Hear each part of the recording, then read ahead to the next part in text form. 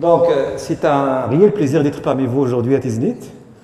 Cette ville que j'ai quittée depuis 30 ans et qui ne m'a jamais quitté. Permettez-moi de saluer quelques camarades de lycée qui sont ici aujourd'hui, que je n'ai pas revus depuis 30 ans. Et donc, permettez-moi de les saluer. J'aime beaucoup marcher quand je suis à Tiznit.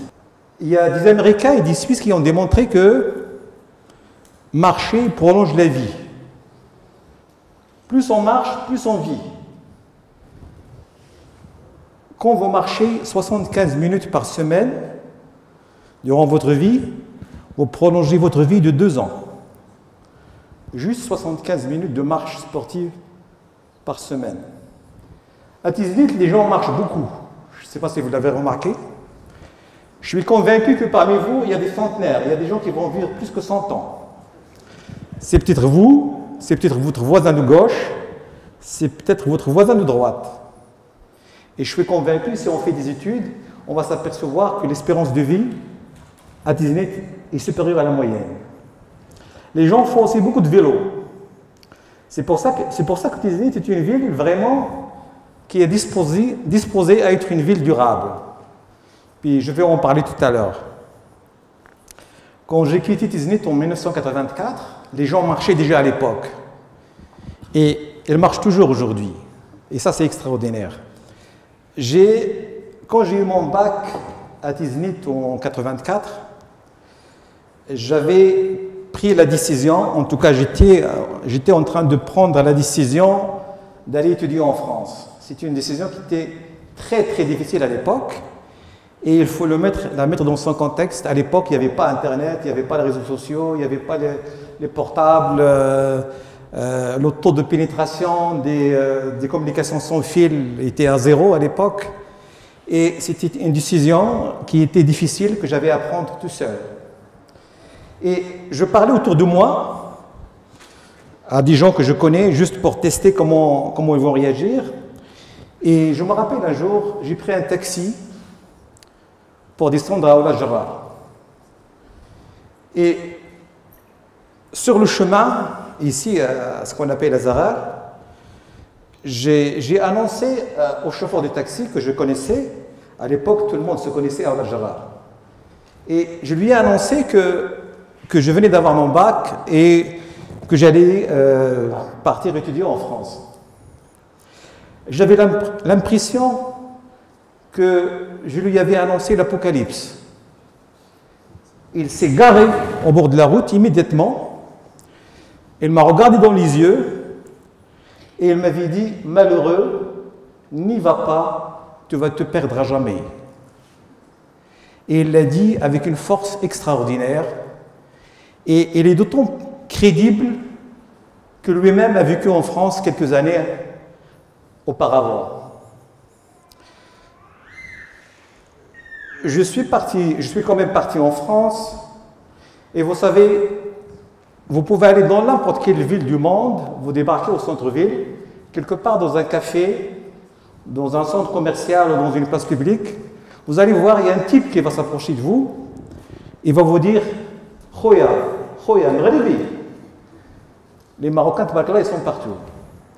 C'est exactement ce qui m'est arrivé quand j'ai débarqué au nord de la France, au lycée Châtelet pour faire les classes préparatoires. Au moment, c'était vraiment froid, c'était triste, c'était sombre, et je voulais revenir au Maroc. Au moment où j'allais téléphoner au lycée Lyoté, parce que j'étais sur la liste d'admission au lycée Lyoté, il y a un jeune homme qui avait à peu près mon âge, qui s'approchait de moi, il m'a dit « Khoya, Mgharibi ».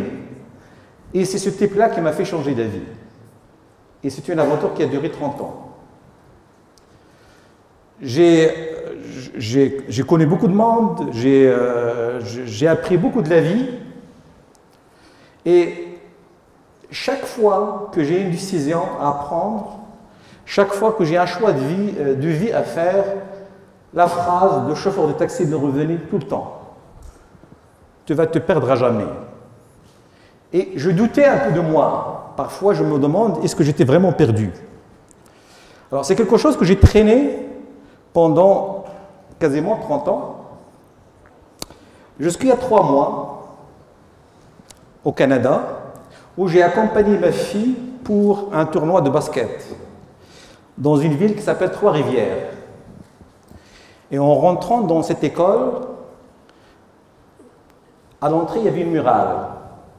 Et sur cette murale, il y avait une phrase qui dit ceci: tous ceux qui errent ne sont pas perdus. Tous ceux qui errent ne sont pas perdus. À partir de ce moment, mon énigme a été résolue. Donc, par la suite, j'ai découvert en fait que c'est la traduction d'un vers d'un poète anglais qui s'appelle Tolkien. Et à partir de ce moment-là, mon énigme a été résolue. Donc, en réalité, je n'étais pas vraiment perdu.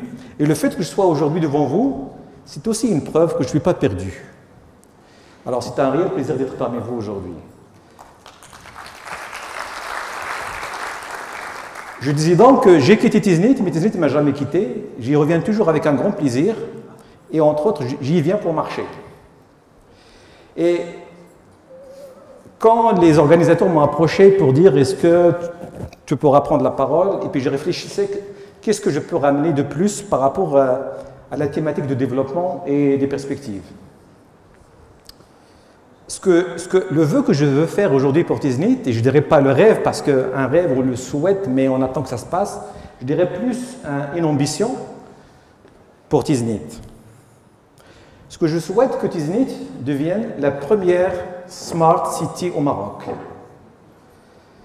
La première Smart City au Maroc, en Afrique du Nord. Je ne dirais pas en Afrique parce que Johannesburg est déjà une Smart City. Alors, les Smart Cities, c'est un nouveau concept, c'est le nœud ultra, c'est la fine pointe de l'urbanisme aujourd'hui. Et Tiznit, les mauvaises langues vont dire que c'est une petite ville, c'est pas tout à fait ça, etc. Moi, je vous dis que Tiznit aujourd'hui, il a tous les atouts pour devenir la première Smart City au Maroc. Par contre, il y a de la concurrence. La semaine dernière, à Montréal, j'ai rencontré un monsieur qui s'appelle John Zheng, qui est le cofondateur d'une institution aux États-Unis, basée à New York, qui s'appelle l'Intelligent Community Forum. C'est une organisation qui accompagne les collectivités pour devenir des Smart Cities. Et quand je lui ai parlé que j'allais faire une petite présentation aujourd'hui et que j'allais faire le vœu, proposer à la collectivité de Disney de devenir une Smart City, il m'a fait comprendre un peu, et qu'on souhaite qu'il soit la première Smart City au Maroc, il m'avait fait comprendre qu'il y a quelque chose qui se passe du côté de Tanger. Donc, juste pour vous dire qu'il y a de la concurrence. Mais quant à moi, je pense que Tiznit doit être la première Smart City au Maroc. Et quand vous regardez la carte du Maroc, Tiznit est en bas, Tanger est en haut. Et quand on construit, on commence toujours par le bas. Alors, pour moi, c'est une ambition qui est réalisable, qui est réaliste. C'est quoi les Smart Cities? Ça ressemble à ça. On n'ira pas dans les détails, mais on pourra regarder quelques éléments, quelques dispositions qui permettent à Tiznit de se positionner sur cet échiquier et d'avoir du rayonnement à travers le monde parmi les Smart Cities du monde. Il y a des atouts. Quand on parle ma présentation porte le nom des ailes, des racines et des ailes. Les racines, c'est les potentialités et les ailes, ce sont les perspectives. Il y a des éléments qui sont très importants à Tiznit. Évidemment, on ne va pas, si on ouvre un chantier à Tiznit pour la positionner comme une Smart City, on ne va pas s'attaquer à l'ensemble des dimensions. Vous voyez qu'il y a 6 dimensions qui définissent une Smart City. Le Smart Living, le Smart Environnement, Smart Governance, Smart People, Smart Mobility and Smart Economy. Il y a un principe qui s'appelle le principe de 80-20. Il y a un monsieur qui s'appelle Pareto. Quand vous avez des objectifs, au lieu de vous attaquer à tous les objectifs, vous en prenez 20%. Si vous en avez 5, vous choisissez juste 2. Et vous mettez 80% de vos efforts sur les deux objectifs. Vous allez avoir l'impact optimal. C'est ce qu'on doit faire pour Tiznit. À savoir qu'on choisira deux éléments, deux axes, deux dimensions et le pousser à l'extrême pour la positionner, pour la suite, pour équilibrer les différentes dimensions. Dans les années 90, on ne parlait pas de Qatar. Qatar, il a choisi un projet dans les années 90 qui était porteur en audiovisuel qui s'appelle Al Jazeera.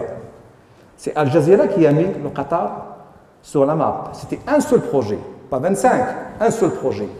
Mais il était poussé à l'extrême et le Qatar a investi massivement là-dessus. Ça a rayonné dans le monde arabe et par la suite, ça a rayonné dans le monde et par la suite, il y a toute l'économie qui a suivi. Donc ça prend un axe porteur, ça prend une vision, ça prend un axe porteur. Ça n'en prend pas 25, ça n'en prend pas 6, ça prend 2 par exemple. Choisir 2 axes sur lesquels Tiznit a des atouts et les pousser à l'extrême. Avec un seul principe, l'innovation. Aujourd'hui, les grandes villes se développent par la créativité. C'est le seul vecteur de développement dans les grandes villes. La créativité, ça s'appuie sur l'éducation. Une population qui est bien éduquée, en bonne santé et créative, avec des espaces de créativité, ça permet vraiment de créer une économie de savoir. Aujourd'hui, les grandes économies s'appuient sur le savoir, pas sur la grande production industrielle et tout ça, on n'est plus là. Donc c'est vraiment l'innovation. Et Tiznit a des atouts. Par exemple, il y a des éléments qui peuvent être considérés comme des obstacles, mais on peut les transformer en atouts. Tiznit est un petit peu à la marge de centre du Maroc, mais en même temps, c'est une ville qui est préservée. Donc il y a un atout important sur lequel elle peut s'appuyer en termes, par exemple, de l'écologie, de développement durable, qui sont des atouts modernes de développement. Donc on peut transformer des faiblesses en force. C'est la stratégie de conversion. Si je reviens à ces éléments, donc choisir 2 axes porteurs et travailler là-dessus. Il y a des atouts. Par exemple, le tourisme est extraordinaire. Il y a beaucoup de choses à faire dans le tourisme à Tiznit. Il y a vraiment de potentiel. L'environnement, tout à l'heure, quand je disais que les gens marchaient, il y a une disposition à ce que Tiznit devienne réellement une ville durable, qui est une composante de ce concept-là qui est plus large que le développement durable. La participation citoyenne, ça c'est très important. La ville, vous allez sortir à Tiznit est une ville propre. Et quand on dit propre, ce n'est pas parce que les services municipaux travaillent plus fort qu'ailleurs, c'est parce que les gens, ils posent des gestes qui vont dans le sens du maintien de la propreté de la ville. Et ça, c'est une condition essentielle du développement. Quand la population est partie prenante du développement, c'est un atout majeur. Il y a 2 ans, j'étais au Venezuela dans une délégation de formation dans un État qui s'appelle Maracaibo, au nord du Venezuela, un État très riche, avec beaucoup de pétrole. On a donné des formations pour des fonctionnaires et on a été reçus par le gouverneur de l'État qui essaie de trouver des façons pour le développement de cet État-là. Et quand il nous a reçus dans sa résidence, sa seule préoccupation était de savoir comment je peux mettre la population au profit du développement. Comment je peux amener les gens à être partie prenante du développement. C'est la seule question qu'il nous a posée. Parce que ce qu'il disait, c'est qu'on peut installer un bac de recyclage dans un parc, mais le lendemain, il est vandalisé. À Tiznit, je pense que les gens posent des gestes plus civiques, plus responsables. Et ça, c'est un atout majeur. Donc, pour moi, la population de Tiznit est un atout important pour le développement de Tiznit. Par exemple, l'entrepreneuriat, l'entrepreneurship. On sait que les gens de Tiznit sont des entrepreneurs. Et il y a des histoires de succès, on les connaît. Et ça, c'est aussi un élément qui est très, très important. Une vocation, par exemple, la question de, Tiznit, la joaillerie. C'est vrai, moi, quand j'étais à Tiznit dans les années 70, il y avait beaucoup d'artisans. Aujourd'hui, on les voit beaucoup moins. Moi, je pense personnellement que c'est un acte qui est encore à revitaliser et à mettre la puissance de l'e-commerce en jeu. On peut commercialiser par Internet, mais on peut aussi pousser le design de l'artisanat plus loin. On peut le redesigner avec une touche moderne. On peut introduire de nouveaux concepts, et toujours avec une touche d'authenticité. On peut aller plus loin à ce niveau-là. Le transport, il y a des éléments qui sont là par défaut. On le sait que les gens à Tiznit utilisent beaucoup le transport actif, la marche, le vélo. Et ça, il y a des villes dans le monde qui dépensent des fortunes pour amener les citoyens à se déplacer en vélo. À Montréal, il y a un projet qui s'appelle le Bixi. La ville de Montréal a investi des millions et des millions pour inciter les gens à prendre les vélos pour aller travailler. À Tiznit, les gens, ils ont ce réflexe-là d'utiliser leur vélo. C'est un élément important. Tiznit, elle est en avant-garde sur bien des éléments. Et elle peut être parmi les villes dans le monde les plus avancées en termes de développement durable, avec une vision moderne. Et c'est parce qu'il y a des acquis sur lesquels il faut s'appuyer. Donc, 3 éléments importants.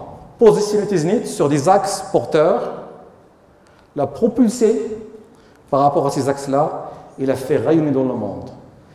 Et ça s'appuie sur vous, les jeunes d'aujourd'hui.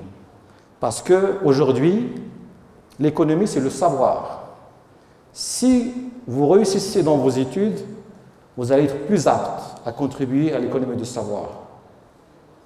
Et aujourd'hui, c'est possible pour que Tiznit devienne la première Smart City au Maroc, et c'est grâce à nous tous. Merci.